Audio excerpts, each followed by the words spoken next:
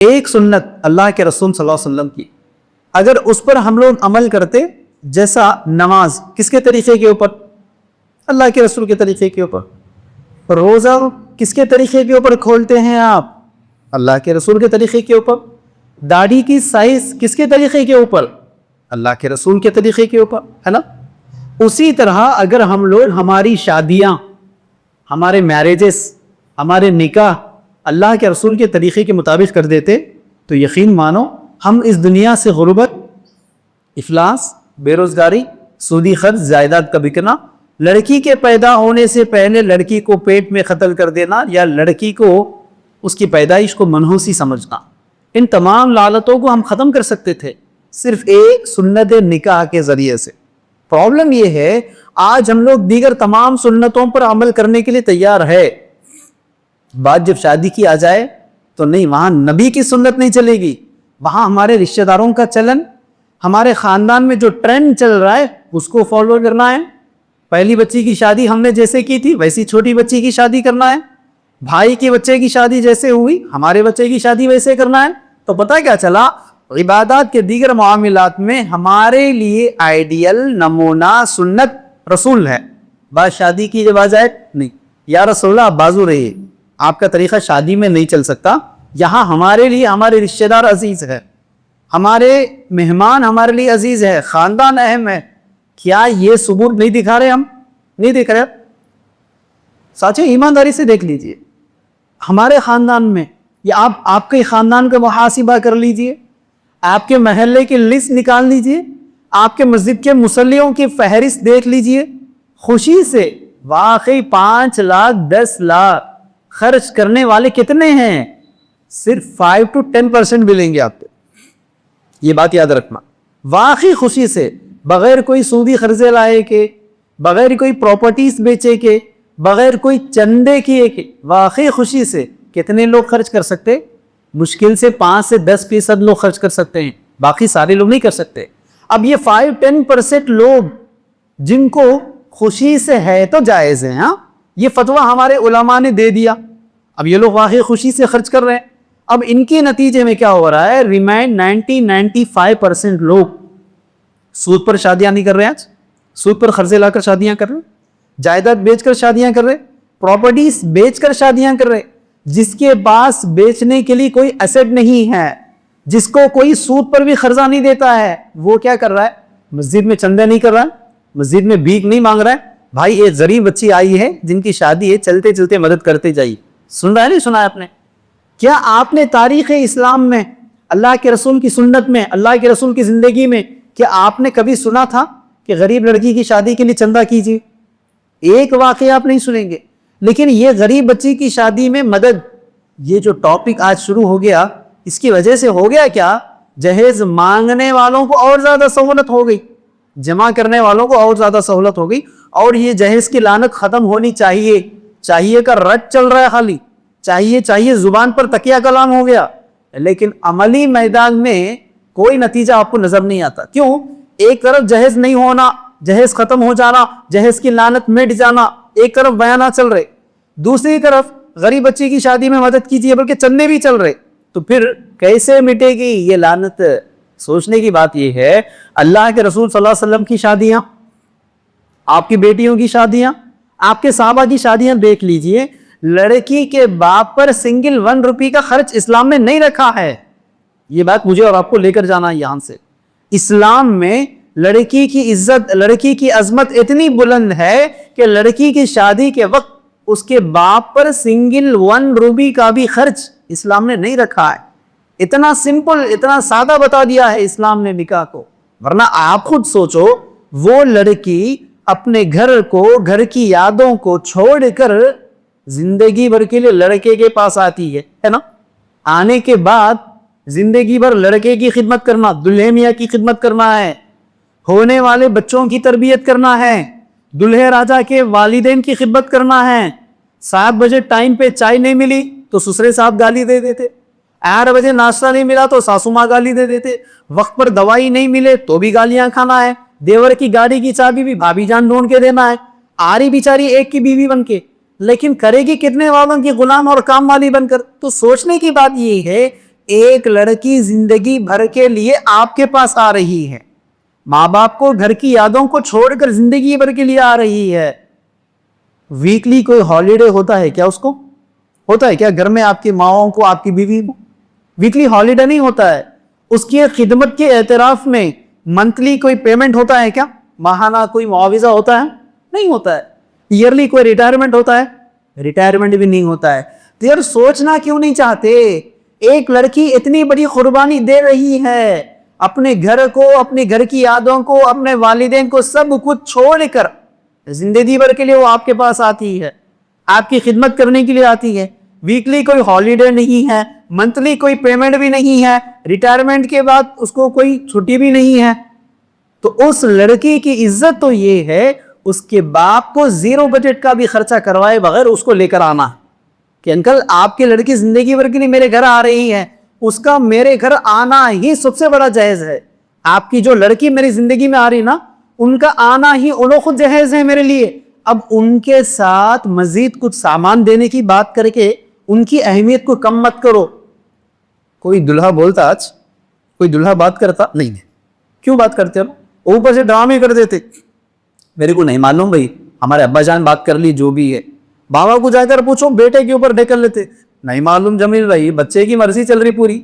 بابا بچے کے کندھے پہ ڈال دیتے، بچہ باپ کے کندھے پہ ڈال دیتا، سسرال کے پاس سے پورا جہیز وصول کر لیتے. ان کے 300 400 500 باراتی کا کھانا بھی وصول کر لیتے. نہیں دیکھ رہے آپ سوسائٹی میں نہیں ہو رہا ہے؟ دین اسلام نے لڑکی کے باپ پر سنگل 1 روپی کا بوجھ نہیں رکھا ہے نا. ورنہ آپ سوچ لو، سب سے زیادہ تکلیف والا مرحلہ باپ کے لیے بیٹی کی بیاہی کے وقت ہوتا ہے.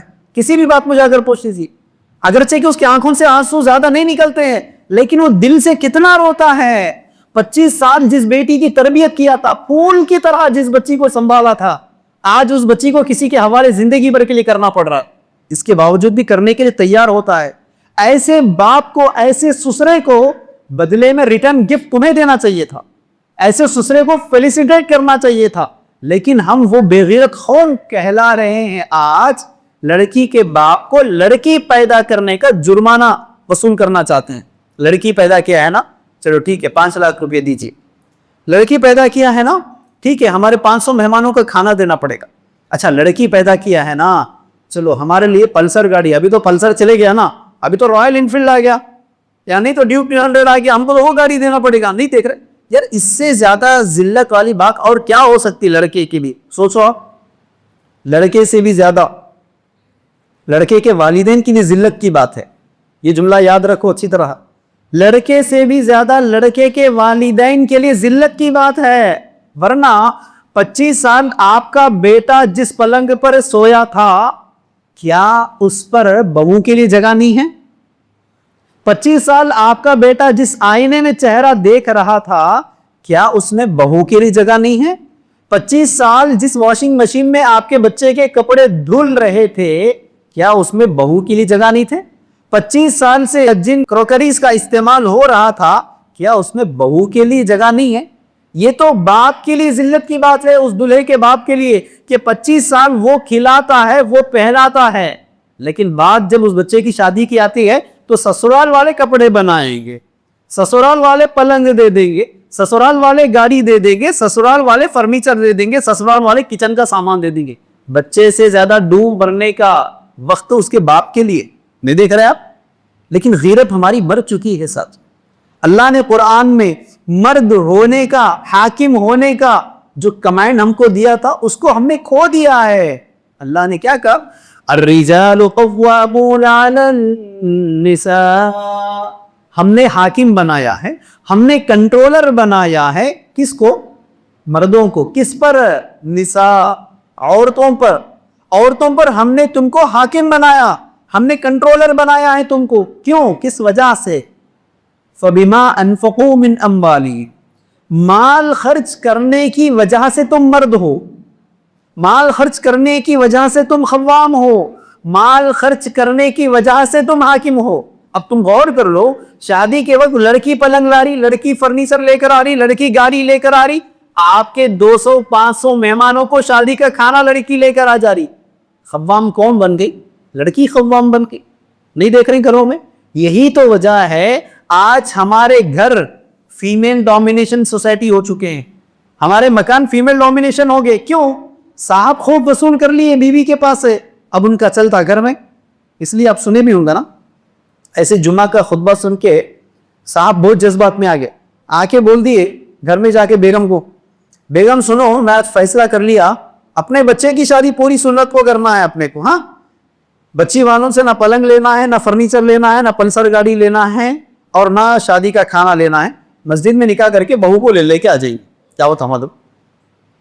بیگم گھور کے دیکھتی ہے ان کو, اچھا ہمارے باپ سے جب تم وصول کر رہے تھے تب آپ کو یہ سنت یاد نہیں آئے؟ میرے بھائیوں کو جب قرضوں میں مبتلا ڈالے تھے اپنی شادی کے وقت تم جب یاد نہیں آئی یہ حدیثاں تمہارے؟ جاؤ جی جاؤ, گھر کے باہر چلے جاؤ, بچی کی شادی ہے, بچے کا ولیمہ ہے, بچے کی شادی میں ارمان نکالنا ہے, اب آ کر سنت کی باتیں کر رہے ہیں, نکل جاؤ گے گھر میں سے نکال دیتے. نہیں دیکھ رہے آپ آج شادی کے نام پر پورے خرافات کرنے والی کون؟ عورت ہے. شادی کے نام پر رسومات کرنے والی کون ہے؟ عورت ہے. جبکہ اس کا شوہر دیندار ہوتا, اس کا شوہر مسجد کا امام ہوتا, اس کا شوہر عالم دین ہوتا, اس کا شوہر مسجد کا صدر بھی ہوتا, بعض وقت اس کا شوہر بڑا پروفیشنلسٹ بھی ہوتا, پولیس بھی ہوتا, لائر بھی ہوتا, ایڈوکیٹ بھی ہوتا, انجینئر بھی ہوتا, IAS آفیسر بھی ہوتا, لیکن بیگم ان کو منہ مچا دیتے, انہیں پورے رسومات کر لیتے, بیٹھ جاتے, دیکھتے نہیں دیتے. تو پتہ کیا چل رہا ہے؟ شادی کے موقع پر عورت اپنی چلاتی ہے, اور یہ مرد بیگم کی امامت میں مقتدی بن کر انہوں جیسا بولے ویسا کر لیتے, بیٹھتے. نہیں چل رہا یہ معاشرہ. اسی لیے ساتھیوں ان چیزوں کو چینج کرنا ہے, ان تمام خرافات کو بدلنا ہے, تو اپنے گھر کی شادیوں کو سنتوں پر کرنا شروع کر دو. ورنہ یہ کون سا ایمان ہے آپ کا؟ یہ کون سا ایمان ہے؟ آپ کہتے کہ وَتُعِزُّ مَن تَشَاءُ وَتُذِلُّ مَن تَشَاءُ, عزت دینے والی ذات کون ہے؟ اللہ تعالیٰ ہے. کتنی مرتبہ بیانات میں نہیں سنے آپ نے؟ اللہ تعالیٰ اگر کسی کو عزت دینے کے لیے آ جائے, اگر پوری دنیا اسے ذلیل کرنا چاہے تو کیا وہ بندہ ذلیل ہوتا؟ نہیں ہوتا. اتنا اچھا پڑھایا گیا آپ کو. اگر اللہ تعالیٰ کسی کو ذلیل کرنا چاہے, اگر پوری دنیا مل کر اسے عزت دینا چاہے تو کیا وہ عزت ملے گی اسے؟ تو آپ کو فلسفہ معلوم ہے, عزت دینے والی ذات اللہ کی, ذلت دینے والی ذات اللہ کی. پھر آپ یہ رتبہ لے جا کر لوگوں کو کیوں دے دیا؟ آج ہر آدمی کے زبان پر نعرہ کیا ہے؟ نہیں بھائی مول صاحب صحیح بولے جمعہ میں, لیکن ایسا نہیں کریں گے تو لوگ کیا بولیں گے؟ شادی میں لوگوں کو جمع نہیں کریں گے, رشتہ دار کیا بولیں گے؟ شادی کا کھانا نہیں کھلائیں گے تو خاندان کیا بولیں گے؟ تو لوگ کیا کہیں گے, رشتہ دار کیا کہیں گے, سماج کیا کہے گا؟ اس کا خوف آپ کو ہے. اللہ کیا کہے گا؟ اللہ کے رسول کی احادیث کیا درخواستیں کر رہی ہے, اس کا خوف ہے؟ دور دور تک خوف نہیں. تو اس سے آپ کیا ثبوت دے رہے ہیں؟ آپ یہ ثبوت دینا چاہ رہے کہ میرے دینی معاملات میں, میرے عبادات میں میرے خدا اللہ ہے. نو ڈاؤٹ آپ یہ ثبوت دے رہے میرے عبادات, میرے تمام معاملات میں میرے خدا اللہ ہے, لیکن بات جب شادی کی آ جائے تو میرے خدا یہ لوگ ہے. لوگ لوگ لوگ یہ لوگ ناراض نہ ہو جائے, رشتہ دار ناراض نہ ہو جائے, بہن بھائی ناراض نہ ہو جائے, سمدھا میں ناراض نہ ہو جائے. اللہ ناراض ہوتا ہون دو, رمضان کی 30 روزے رکھ لے کے پھر چکما دے دیں گے اللہ کو. سال میں ایک مرتبہ عمرہ کا پکنک کر لے کے آ کے اللہ کو چکما دے دیں گے. رشتہ دار کا معاملہ ہے بھائی, رشتہ دار ناراض ہو جاتے. سنتے نہیں سنتے جملہ؟ اللہ کا خوف ہوتا کسی کو اس وقت میں نہیں.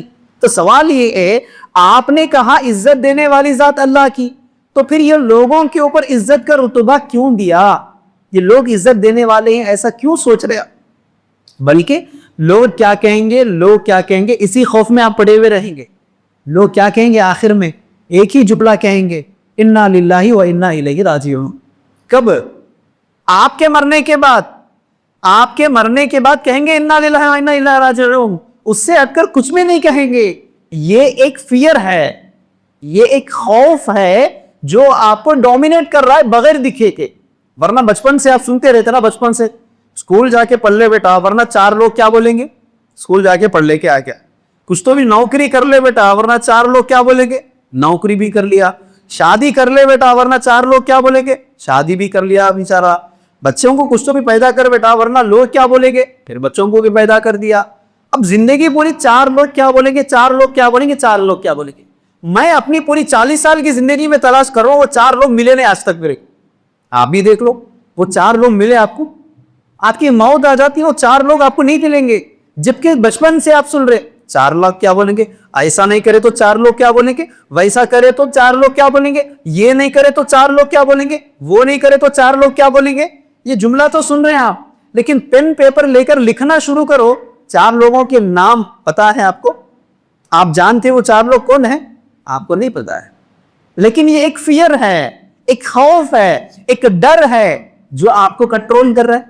جبکہ ایک مومن کے دل میں ایک ہی کا ڈر ہو سکتا ہے, کس کا, سوائے اللہ کے ڈر کا کسی اور کا ڈر نہیں ہو سکتا ہے. تو پھر اس دل میں جہاں اللہ کا ڈر, اللہ کا خوف رکھتے ہو, تو پھر یہ لوگ کیا کہیں گے کا خوف, اس کو کیا کہتے آپ فیصلہ کر لیجیے. عزت دینے والی ذات اللہ کی کہتے ہوئے لوگ کیا کہیں گے, لوگوں کے ہاتھوں پہ عزتوں پہ ڈال دینا, اس کو کیا کہیں گے آپ فیصلہ کر لیجیے. ورنہ ساتھیوں آج دنوں گزرتے جا رہے, معاشرہ بڑھتے جا رہا ہے, تو کیا خبر دیکھ رہے ہیں آپ, پچھلے 5 سال کے مقابلے میں, پچھلے 4 سال کے مقابلے میں, پچھلے 3 سال کے مقابلے میں, پچھلے 2 سال کے مقابلے میں, پچھلے 1 سال کے مقابلے میں 5 ایئرز کا رپورٹ دیکھ لو. دن بدن مسلمان لڑکیاں غیروں کے ساتھ بھاگنا, اس کا پرسنٹیج بڑھ رہا ہے یا کم ہو رہا ہے, کیا خیال ہے؟ پرسنٹیج بڑھ رہا ہے نا, مسلمان لڑکیاں غیروں کے ساتھ بھاگ رہی. یہ سنتے تو اپنے کو غصہ آ جاتا. نوجوان بچے جو بیٹھے ہوئے ہیں نا, ان کو تو جذبہ آ جاتا, ملے تو اس کا چوٹی کاٹ کر دیتا ہوں میں. دیکھتے نا, اگر کوئی مسلمان لڑکی غیر کے ساتھ دکھ جاتی, جا کے تھپڑا مار دیتے انہوں, چوٹی کٹ کر دیتے, خوب بھیریاں دے دیتے, گھر میں چھوڑ کے آ جاتے. لیکن سوال یہ ہے, سوال وہ جو مسلمان لڑکی غیر کے ساتھ بھاگ کر شادی کر رہی, آپ کو تکلیف ہو رہی, کیوں تکلیف؟ جبکہ وہ جو بھگا کر لے جا رہا ہے, کیا وہ ڈوری لیتا, کیا وہ جہیز لیتا؟ نہیں نا.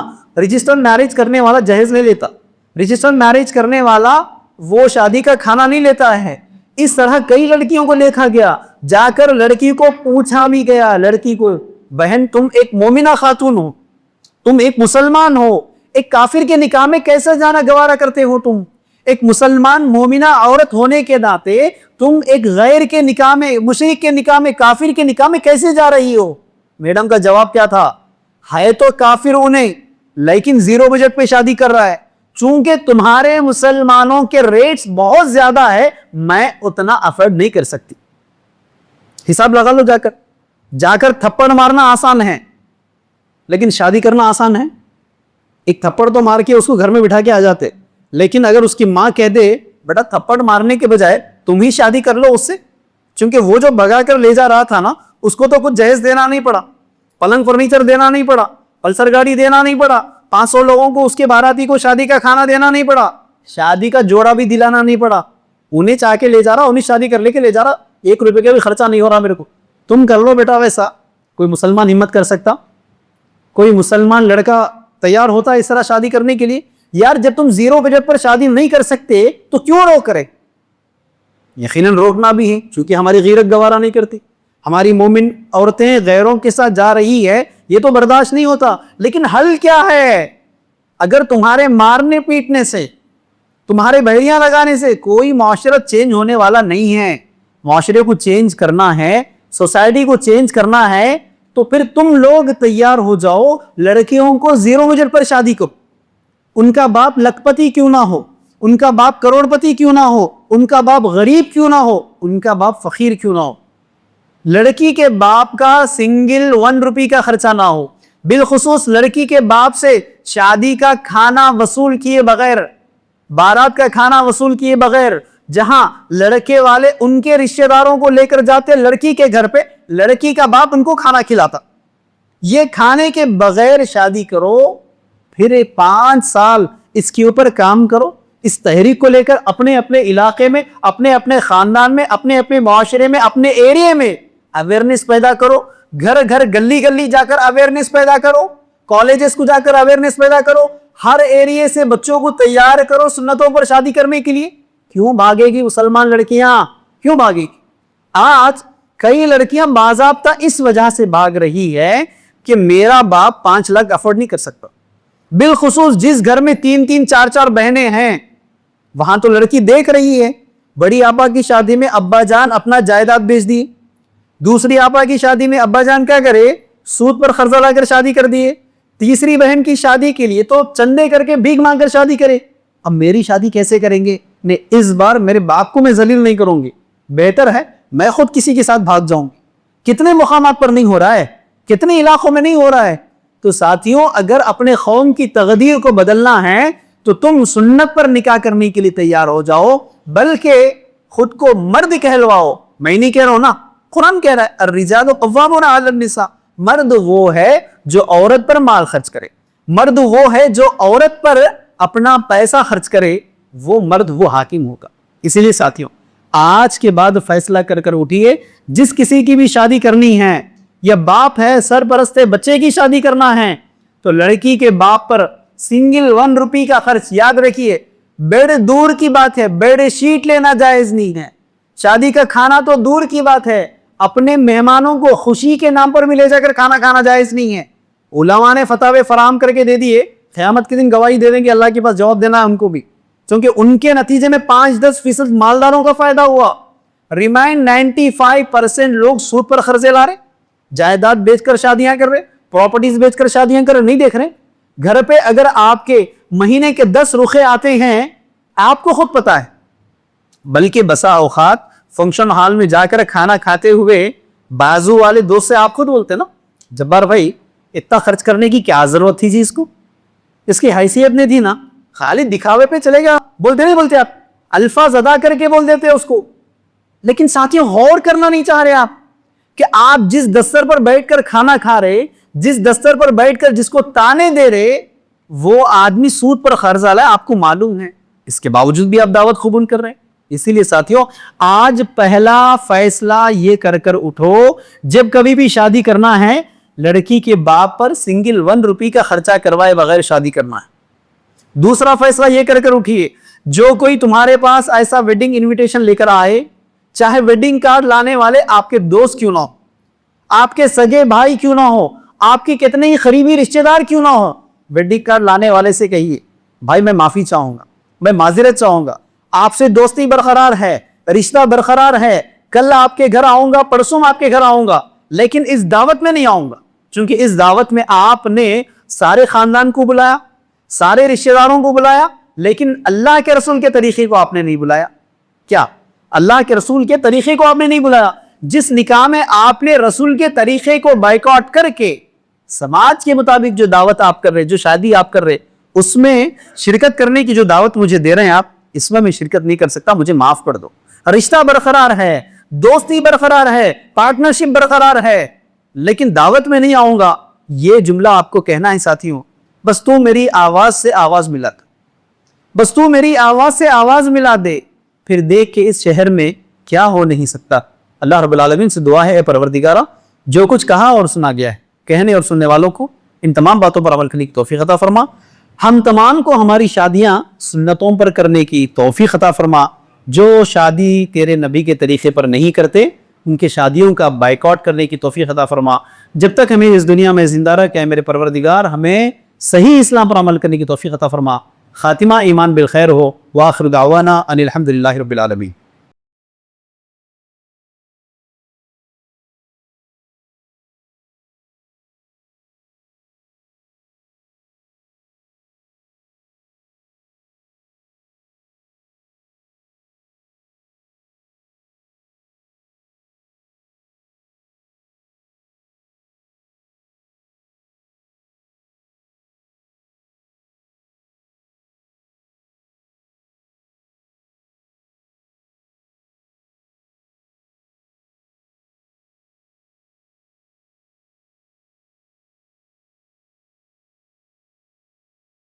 اس طرح کے مزید ویڈیوز حاصل کرنے کے لیے ہمارے YouTube چینل کو سبسکرائب کیجیے اور بیل آئیکن کلک کیجیے اور ہمارے YouTube کے لنک کو شیئر کیجیے.